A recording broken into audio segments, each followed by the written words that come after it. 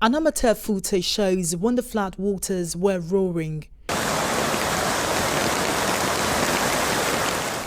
enveloping all but every home along this stretch of Asylum Down.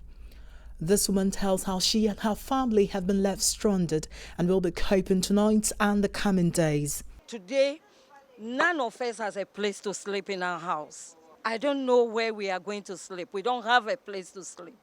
My family, we don't have any place to sleep. The powerful impact of the floods left a trail of collapsed buildings in its course. About 8 homes, still saturated and badly damaged, have partly given way to the rushing waters. The buildings are wobbly, developed structural defects, and now a death trap.